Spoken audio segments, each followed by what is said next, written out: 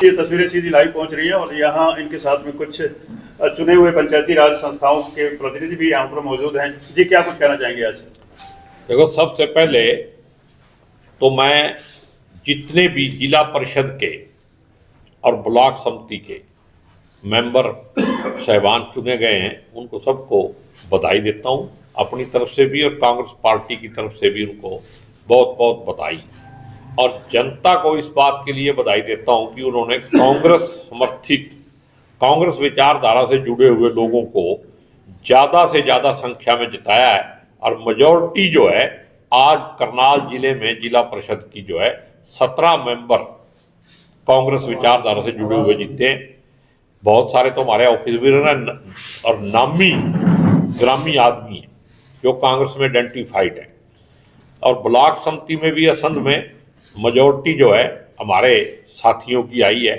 आने वाले समय में जिस तरीके से भी इलेक्शन का टाइम आएगा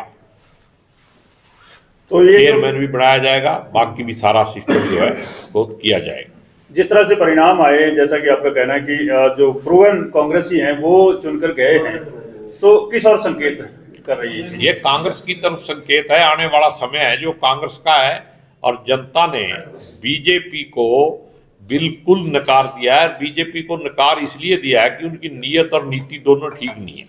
उन्होंने जिस तरीके से पिछले समय में काम किया है और आज ये जनता ने उनको शीशा दिखा दिया कि आपका किसानों के प्रति, जो गांव के गरीब लोग हैं उनके प्रति जो रवैया है वो हमें एक्सेप्टेबल नहीं है।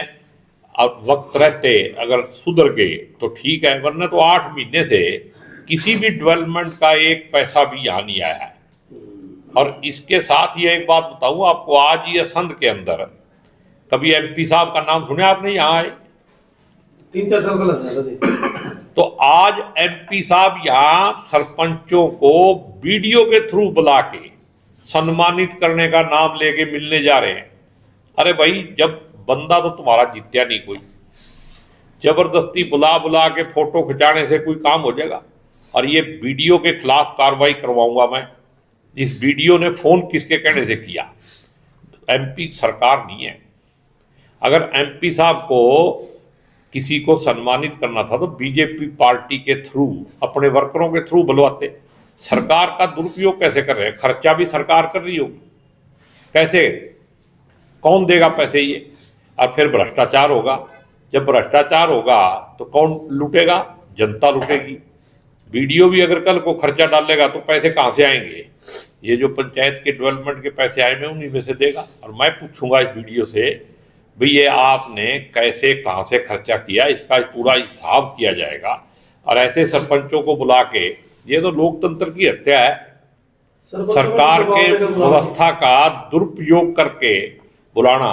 अगर लोगों को प्यार होता बीजेपी से तो जाके एमपी साहब को पानीपत ही नहीं मिल जाते। भाई मैं तो इस बात पे विश्वास रखता हूँ, भाई जिस सरपंच को, जिसको जहाँ भी उसकी नीयत होगी वो अपने आप मिल लेगा। अगर हम सिफारिशी भेज भेज के किसी को बुलवाएंगे तो फोटो तो खींच सकती है, लेकिन फिर उसमें राजनीतिक फायदा थोड़े दिनों में लाज कर देंगे। विधायक जी, जिले के अलग अलग खंडों में जो पंचायत समिति के अध्यक्ष बनने हैं, जिला स्तर पर जिला अध्यक्ष बनने हैं, जो जिला परिषद है, क्या सीन रहने वाला है? देखो, जिला परिषद में कांग्रेस पार्टी का चेयरमैन बनेगा। कौन बनेगा, कब बनेगा, कैसे बनेगा, ये आने वाले समय में इसकी रूपरेखा तय की जाएगी। ये मेरी जानकारी में है कि 17 आदमी कांग्रेस समर्थित जो हैं वो 25 में से 17 जीतते हैं। और 2 आदमी ऐसे हैं, एक बीएसपी की टिकट पे जीता है, एक नेल्लो की टिकट पे जीता है, ठीक है ना? तो वो भी हमारे संपर्क में है। और हम हर कीमत पे कांग्रेस का जिला परिषद का चेयरमैन बनाएंगे। और ब्लॉक समिति में तो किसी दिक्कत ही नहीं है, या तो हमारा चेयरमैन बनेगा ही बनेगा। में भी अच्छी स्थिति रही है जिला परिषद, सारे जिले में कह रहा हूँ मैं, पूरे जिले में। नीलो खेड़ी हल्के में 4 आदमी जीते हैं, चारों के चारों। एक आदमी का लिख रखा है ना एक अखबार ने, रामफल जी हैं, उनकी वाइफ जीती है, उसका लिख रखा है। उसने, उनकी रिश्तेदारी जरूर है वेदपाल के साथ, लेकिन रामफल कट्टर कांग्रेस का आदमी है, हमारा साथी है वो। और ये पता नहीं कैसे लिख दिया उन्होंने भी, वो बीजेपी समर्थित है। बीजेपी का क्या लेन देन है उससे? रिश्तेदारी अपनी जगह, पार्टी अपनी जगह। वहीं विधायक जी दूसरी ओर भारतीय जनता पार्टी भी दावा कर रही है कि जितने भी विधायक जीतते हैं कि वो उनकी पार्टी से है और उनकी पार्टी के कार्यकर्ता होने के नाते उनकी विजय हुई। नहीं, बीजेपी के जिला अध्यक्ष जी ने ये कहा है कि हमारे 10 आदमी जीते हैं, जी इंग्लिश ट्रिब्यून में छपा है। जी जी तो जब वो मान ही 10 रहे हैं तो इसका मतलब बीजेपी तो हार ही गई, 25 में से 10 ही जीतते ना। और वहीं दूसरी ओर विधायक शमशेर सिंह गोगी दावा कर रहे हैं कि उनके 17 आदमी का मैं कह रहा हूं, और मैं नाम लेके बता सकता हूं और वार्ड वाइज बता सकता हूं, और इनको साबित कर दो। अभी मैं 3 बजे करनाल में प्रेस कॉन्फ्रेंस करूंगा जिला परिषद के लिए, और उनको बधाई भी दूंगा, अब भी दे रहा हूं। वहां भी हम प्रेस कॉन्फ्रेंस कर रहे हैं, और 17 आदमी मैंने रात के 10 बजे तक सब पत्र जितने अखबार वाले थे वो मेरे से नाम पूछते रहे, मैंने टेलीफोन पे उनको कंफर्म करवाया और वो मान गए। आखिर में क्या बोले जी 13 आदमियों से बात होगी, बाकी चलो 4 आदमी आप कह रहे हो तो हम मान लेते, 17 लिखे हैं इंग्लिश ट्रिब्यून में, वैसे ही लिखे ना दावा जी। तो उन्होंने टेलीफोन करके कंफर्म किया है, तो सब ने कहा है कि हम कांग्रेस से जुड़े हुए हैं। 13 में भी मेजोरिटी है। 13 में भी मेजोरिटी है, उन्होंने कहा है कि हम कांग्रेस से जुड़े हुए हैं।